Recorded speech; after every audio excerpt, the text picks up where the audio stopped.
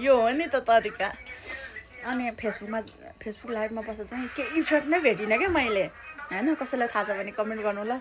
Real थोप्राबाट जानु अलिक कस्तो कस्तो लाग्यो क्या। अनि म पोइन्टमा आएँ क्या। भोलिदेखि सब बन्द हुने कुरा छ क्या। पुरै मार्केट रे टिकटक फेसबुक युट्युब सब बन्द हुने भनेर छ होइन।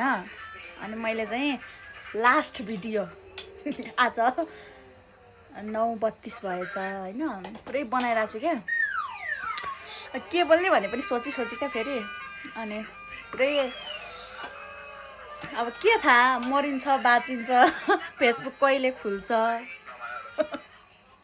हामीले नचलाए पनि अरूले त चलाउला नि त। हाम्रो भिडियो अरूले त हेर्ला नि त भनेर जति पनि मैले ड्राफ्टमा राखेको भिडियोहरू अनि फोटोहरू पुरै गुटुङटुङ हाल्ने सोच गरेको। गुटुङटुङ लाइक कमेन्ट चाहिँ गर्नु पऱ्यो क्या।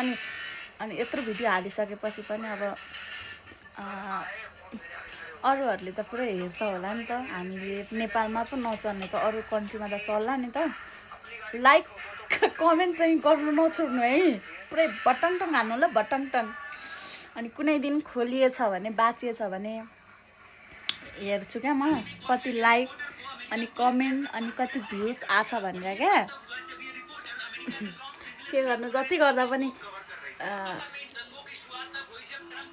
धेरैमा 10वटा लाइक 100वटा भ्युज मरेर क्या कमेन्ट 2टा मात्रै आउँछ। किन होला है मान्छेहरूले चाहिँ कस्तो एउटा भिडियोबाट मिलियन भ्युज कमाउँछ। हाम्रो चाहिँ खै सायद थोप्रा पनि गतिलो छैन त्यही भएर पनि होला। सबैजनाले लाइक कमेन्ट गर्नु ल। नेपालभन्दा बाहिर हुने मान्छेहरूले चाहिँ बाई।